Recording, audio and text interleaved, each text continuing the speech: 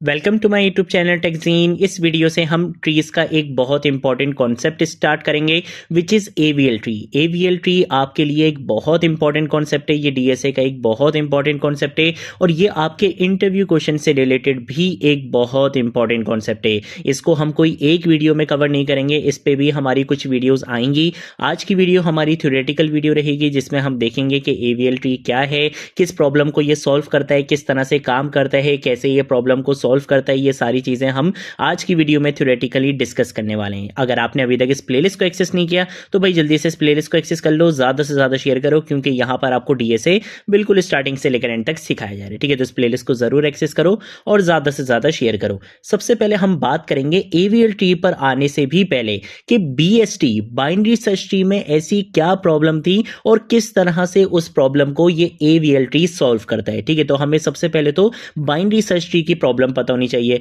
हमें बहुत अच्छे से पता है कि सबसे पहले हमने ट्रीज में क्या देखा था, बाइनरी ट्रीज देखा था, जिसमें हमने देखा था कि एक रूल अप्लाई होता है और वो रूल सिंपल सा रूल होता है कि हर नोड के मैक्सिमम 2 चिल्ड्रन हो सकते हैं। कम से कम 0 हो सकते हैं, 1 हो सकते हैं या 2 हो सकते हैं, 2 से ज्यादा नहीं हो सकते चिल्ड्रन। ये कॉन्सेप्ट था बाइनरी ट्री का, लेकिन उसमें हमारे पास कुछ प्रॉब्लम्स थी। उसकी टाइम कॉम्प्लेक्सिटी इतनी अच्छी नहीं थी, सर्चिंग में वो इतना परफेक्ट नहीं था। तो फिर उसके बाद हमारे पास आया binary search tree. Binary search tree एक रूल लेकर आया कि भाई हर नोड के मैक्सिमम तो 2 ही चाइल्ड होंगे, यानी कि ये बाइनरी ट्री का ये कॉन्सेप्ट तो रहेगा ही रहेगा। लेकिन इसके साथ साथ इसने एक रूल अप्लाई ये किया था कि अगर आपकी वैल्यू छोटी होगी रूट से तो वो लेफ्ट सब ट्री में जाएगी और अगर आपकी वैल्यू बड़ी होगी तो वो राइट सब ट्री में जाएगी। तो हम एक ऑर्डर फॉलो कर रहे थे और वो ऑर्डर बेसिकली किसका था, बाइनरी सर्च ट्री का था। बट बाइनरी सर्च ट्री भी वर्स्ट केस में बैलेंस नहीं होता है। Binary search tree average case में तो बैलेंस था और हमने किया भी था, उसकी एग्जांपल्स भी की थी। वहां पे उसकी time complexity order of log n ही रहती थी, जो कि बिल्कुल ठीक है।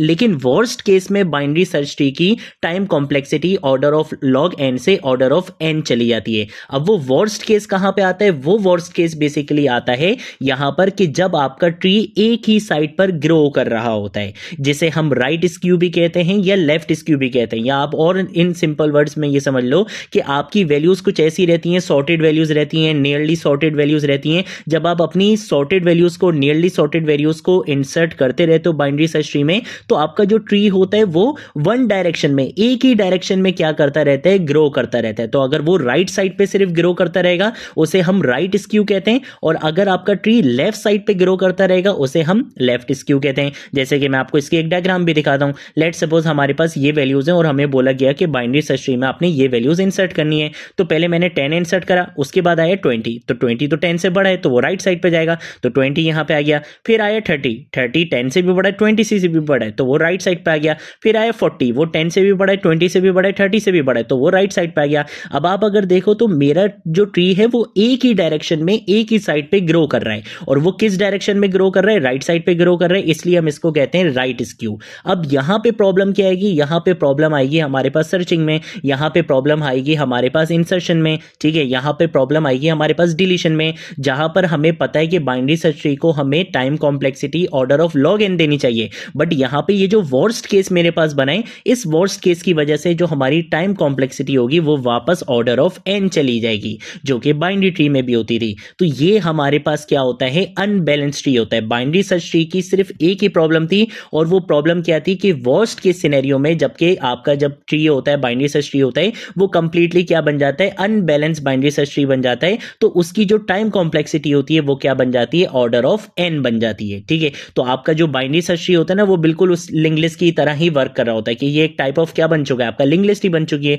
ये एक सिंगली लिंक लिस्ट बन चुकी है आपकी, कि एक नोड आ रही है, फिर उसके बाद एक और नोड आ रही है, फिर एक और नोड आ रही है, एक और नोड आ रही है। ठीक है ना, तो ये हमारे पास क्या थी, बाइनरी सर्च ट्री के अंदर प्रॉब्लम थी कि वर्स्ट के सिनेरियो में उसकी जो टाइम कॉम्प्लेक्सिटी थी वो ऑर्डर ऑफ एन जा रही थी, क्योंकि आपका जो ट्री था वो एक ही डायरेक्शन में ग्रो कर रहा था, एक ही डायरेक्शन में आए जा रहा था। ठीक है, अब इस प्रॉब्लम को सॉल्व कौन करता है, इस प्रॉब्लम को सॉल्व करता है एवीएल ट्री। इसीलिए एवीएल ट्री को कहा जाता है कि ये सेल्फ बाइनेंस ट्री होता है। ये बेसिकली एक बैलेंस बाइनरी सर्च ट्री होता है, यानी कि बाइनरी सर्च ट्री का कॉन्सेप्ट तो यहां पे अप्लाई होगा, बाइनरी ट्री का भी कॉन्सेप्ट अप्लाई होगा कि भाई एक नोड के मैक्सिमम 2 चाइल्ड हो सकते हैं, 2 से ज्यादा नहीं हो सकते। इंसर्शन करते टाइम आप ये भी चीज माइंड में रखोगे कि जो छोटी वैल्यू होगी वो लेफ्ट सब ट्री में जाएगी, बड़ी वैल्यू राइट सब ट्री में जाएगी। लेकिन एवीएल ट्री अपने साथ कुछ और कॉन्सेप्ट्स भी लेकर आता है ताकि आपका ट्री वर्स्ट के के सिनेरियो में भी बैलेंस रहे और आपकी जो यहाँ पे time complexity order of log n से बिगड़कर ऑर्डर ऑफ एन जा रही थी, जिसकी वजह से आपकी जो बेसिकली सर्चिंग थी, इंसर्शन थी, डिलीशन ऑपरेशन सारे स्लो हो रहे थे। एवीएल ट्री मेक श्योर करता है कि भाई ये सारी चीजें बिल्कुल परफेक्ट रहेंगी। ठीक है, तो एवीएल ट्री बेसिकली क्या है, self balancing binary search tree होता है। इसको इन्वेंट किया था दो साइंटिस्ट थे, 1962 में उन्होंने इन्वेंट किया था और इन्होंने ये रूल लेकर आए थे कि हर नोड के ऊपर हम क्या चेक करेंगे, उसकी हाइट चेक करेंगे। ठीक है, हर नोड की क्या चेक की जाएगी, हाइट चेक की जाएगी और हर नोड की हाइट बेसिकली किसके बराबर होनी चाहिए, एक रेंज के बराबर होनी चाहिए, या तो -1 हो या 0 हो या 1 हो। और इस हाइट को कैलकुलेट करने का जो फॉर्मूला उन्होंने बताया था, उन्होंने बोला था कि भाई आपने क्या करना है, लेफ्ट सब ट्री की हाइट को माइनस करना है राइट सब ट्री की हाइट से। तो ये जो डिफरेंस होता है इसको बेसिकली बैलेंस फैक्टर भी कहा जाता है। ठीक है, ये जो टर्मिनोलॉजीज हैं ये आपसे इंटरव्यू क्वेश्चंस में पूछी जा सकती हैं कि एवीएल ट्री क्या होता है, बैलेंस फैक्टर क्या होता है। ठीक है, self balancing binary search tree क्या होता है, वही एवीएल ट्री होता है। ठीक है, तो ये टर्मिनोलॉजीज आपको पता होनी चाहिए। रेंज क्या होती है बैलेंस फैक्टर की, ये चीजें आपको पता होनी चाहिए। ठीक है, तो एवीएल ट्री क्या कॉन्सेप्ट लेकर आया कि आपने हर नोड के ऊपर बैलेंस फैक्टर चेक करना है, यानी कि हाइट डिफरेंस चेक करना है। और वो फॉर्मूला क्या है कि आपने हर नोड का जो लेफ्ट सब ट्री की हाइट होगी उसको माइनस करना है राइट सब ट्री की हाइट से। अगर उसकी रेंज -1, 0 या +1 के बीच में आती है तो वो बैलेंस है। लेकिन अगर इसके अलावा कोई और नंबर आता है, इसका मतलब है कि आपका जो ट्री है वो अनबैलेंस है और फिर आपको क्या करना पड़ेगा, एवीएल ट्री की रोटेशंस परफॉर्म करनी पड़ेंगी ताकि आपका ट्री बैलेंस बन सके और आपकी इंसर्शन डिलीशन सर्चिंग बिल्कुल परफेक्ट रह सकें, फास्ट रह सकें। ठीक है, तो ये कॉन्सेप्ट लेकर आया है एवीएल ट्री। ठीक है, सिंपल कॉन्सेप्ट है कि आपके बाइनरी सर्च ट्री के ऊपर हर नोड पे क्या अप्लाई किया जाएगा, बैलेंस फैक्टर अप्लाई किया जाएगा। बैलेंस फैक्टर कैलकुलेट करने का फॉर्मूला ये है और उसकी रेंज बता दी कि अगर -1, 0 और 1 के बराबर आती है आपकी हाइट तो फिर कोई इशू नहीं है, आपका ट्री बैलेंस है। लेकिन इसके अलावा अगर कोई नंबर आता है इट मींस कि आपका ट्री बैलेंस ट्री नहीं है, आपको एवीएल ट्री की रोटेशंस परफॉर्म करनी पड़ेंगी। कुछ रूल्स होते हैं, कुछ रोटेशंस होती हैं, वो परफॉर्म करनी पड़ेंगी ताकि आपका ट्री वापस से बैलेंस ट्री बने। ठीक है, तो अब बात करते हैं कि भाई एवीएल ट्री हमें क्यों यूज करना चाहिए। बहुत अच्छे से पता है कि भाई बाइनरी सर्च ट्री हमारा वर्स्ट केस में जब चला जाता है तो उसकी time complexity order of n हो जाती है, जिसकी वजह से सर्चिंग, इंसर्शन, डिलीशन ये सारी चीजें हमारी स्लो हो जाती हैं। ठीक है, इनको वापस फास्ट बनाने के लिए, इनकी टाइम कॉम्प्लेक्सिटी को वापस ऑर्डर ऑफ log n में मेंटेन करने के लिए हम किसका यूज करते हैं, एवीएल ट्री का यूज करते हैं। ये आपको बचाता है कि आपका ट्री एक ही साइड पे ग्रो ना हो, राइट स्क्यू या लेफ्ट स्क्यू ना बने, आपका ट्री अनबैलेंस ना हो। आपके ट्री को बैलेंस करने के लिए हम एवीएल ट्री का यूज करते हैं। एवीएल ट्री का अगर आप यूज करोगे तो आपको सर्चिंग, इंसर्शन, डिलीशन ये सारे ऑपरेशंस आपको फास्ट मिलेंगे as compare to binary search tree, क्योंकि यहाँ पे हमारी जो हाइट होती है वो हमेशा मेंटेन रहती है। ठीक है, इसका सबसे ज्यादा यूज किया जाता है जहां पे आपको रीड सर्च ऑपरेशंस बहुत फ्रीक्वेंटली करने होते हैं, जैसे डेटाबेस हो गया, इंडेक्सिंग सिस्टम हो गए, वहां पे रीड सर्चिंग ऑपरेशंस आपको बहुत फ्रीक्वेंटली करने होते हैं, तो वहां पे हम एवीएल ट्री का मोस्टली यूज करते हैं। ठीक है, तो ये तो एक कॉन्सेप्ट हो गया कि हमें एवीएल ट्री को क्यों यूज करना चाहिए। अब आती है बहुत इंपॉर्टेंट चीज और वो ये आती है कि एवीएल ट्री काम कैसे करता है, रोटेशन केसेस क्या होते हैं इसके, इसको हम डिस्कस करते हैं। ये जो कॉन्सेप्ट है ये मैं आपको नेक्स्ट वीडियो में भी एक्सप्लेन करूंगा। अगर आपको इस वीडियो में नहीं भी समझ में आता तो कोई इशू वाली बात नहीं होगी।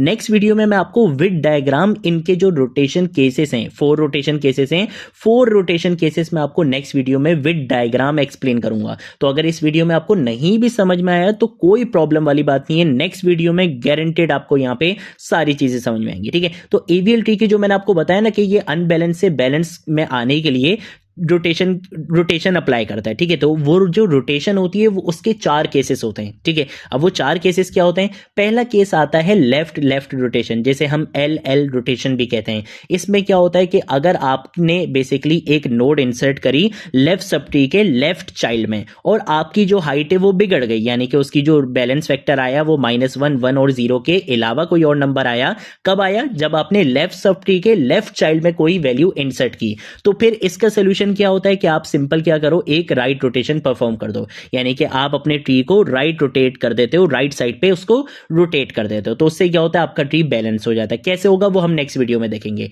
फिर आती है हमारे पास right right rotation. Right right rotation में क्या होता है कि जब आप अपनी नोट को इंसर्ट करते हो राइट सब ट्री के राइट चाइल्ड में और आपकी जो बैलेंस फैक्टर होता है वो -1 0 1 के अलावा कुछ और आ जाता है, तो फिर आपको क्या करना पड़ता है, लेफ्ट रोटेशन परफॉर्म करनी पड़ती है। ठीक है, जब आपने राइट सब ट्री के राइट चाइल्ड में नोट को इंसर्ट करा और आपका बैलेंस फैक्टर खराब हो जाता है तो आपको लेफ्ट रोटेशन करनी पड़ती है। और अगर आपने लेफ्ट सब ट्री के लेफ्ट चाइल्ड में वैल्यू इंसर्ट की और आपका बैलेंस फैक्टर खराब हो गया तो आप राइट साइड पे रोटेट करते हो। ये दो केसेस तो बहुत आसान है और बहुत इजीली सबको समझ में आ जाते हैं। बात आती है इन दो केसेस में, ये आता है left right rotation. Left right rotation में क्या होता है कि जब आपके राइट सब ट्री के लेफ्ट चाइल्ड में आप क्या करते हो, नोट को इंसर्ट करते हो। राइट सब ट्री के लेफ्ट चाइल्ड में जब आप क्या करते हो, नोट को इंसर्ट करते हो और आपका बैलेंस फैक्टर खराब हो जाता है तो फिर आप क्या करते हो, आप उसके सॉल्यूशन में दो रोटेशन करते हो। पहला आप क्या करते हो कि जो आपका लेफ्ट चाइल्ड होता है आप उसको लेफ्ट साइड पे रोटेट करते हो, देन उसके बाद जो आपकी रूट नोड होती है आप उसको राइट साइड पे रोटेट करते हो। ये दो ऑपरेशंस आपको परफॉर्म करने पड़ते हैं। कब, किस केस में, जब लेफ्ट राइट रोटेशन आपको परफॉर्म करनी पड़ती है। सेम ऐसे ही जब राइट लेफ्ट रोटेशन की बारी आती है, राइट लेफ्ट रोटेशन में क्या होता है कि लेफ्ट सब ट्री के राइट चाइल्ड में आपने वैल्यू इंसर्ट करी, बैलेंस फैक्टर खराब हुआ, तो पहले आपको क्या करना पड़ेगा, वो जो आपका राइट चाइल्ड था उसको आपको राइट रोटेशन परफॉर्म करनी पड़ेगी और आपको रूट नोड की लेफ्ट रोटेशन परफॉर्म करनी पड़ती है। ठीक है, ये चार केसेस होते हैं और ये आपको बिल्कुल भी अभी इसकी टेंशन लेने की जरूरत नहीं है। नेक्स्ट वीडियो में हम इसको बहुत प्रैक्टिकल एग्जांपल्स के साथ कवर करेंगे, डायग्राम के साथ आपको एक्सप्लेन करूंगा। बिल्कुल भी आपको कभी भी जिंदगी में कोई इशू इसमें बिल्कुल भी नहीं होगा। ठीक है, तो रोटेशन केसेस में आपको टेंशन लेने वाली बात बिल्कुल भी नहीं है। बस एक चीज आपने यहां पर आकर देखनी है और वो ये है कि बैलेंस फैक्टर कैसे निकालना है। जैसे यहां पे मेरे पास क्या बना हुआ है, एक ट्री बना हुआ है। ठीक है, अब मुझे इसका कैलकुलेट करना है बैलेंस फैक्टर और मुझे पता है कि रेंज मेरी क्या है, -1 0 या 1। अगर इसके अलावा कोई और नंबर आया तो मेरे लिए प्रॉब्लम हो जाएगी। ठीक है, तो सबसे पहले हम स्टार्ट करते हैं अपनी रूट नोड से। रूट नोड पे अगर हम देखें तो हमारे पास फॉर्मूला क्या था, लेफ्ट सब ट्री की हाइट को माइनस करना है राइट सब ट्री की हाइट से। तो अगर आप लेफ्ट सब ट्री की हाइट देखो तो कितनी एजेस हैं, ये क्या होते हैं, ये जो एरोज होते हैं ये क्या होती हैं, एजेस होती हैं। तो कितनी एजेस के बाद मैं लीफ नोड से बेसिकली कहां पे आ सकता हूं, रूट नोड पे आ सकता हूं। दो एजेस हैं, इसका मतलब है कि लेफ्ट सब ट्री की हाइट क्या है, 2 है, और अगर हम राइट सब ट्री की हाइट देखें तो वो भी क्या है, 2 है। तो 2 - 2 = 0। इसका मतलब है कि जो हमारी रूट नोड है वो बिल्कुल बैलेंस है क्योंकि वो हमारे बैलेंस फैक्टर की रेंज में आ रही है। फिर उसके बाद अगर मैं इस नोड पर आता हूं, इसका अगर हम लेफ्ट सब ट्री की हाइट देखें तो वो क्या है, 1 है। ठीक है, और अगर इसकी राइट सब ट्री की हाइट देखें तो राइट सब ट्री है ही नहीं, इसका मतलब है कि इसकी हाइट 0 है। तो 1 - 0 = 1 और ये भी आपके बैलेंस फैक्टर की रेंज में आती है। तो ये भी आपका बैलेंस नोड है।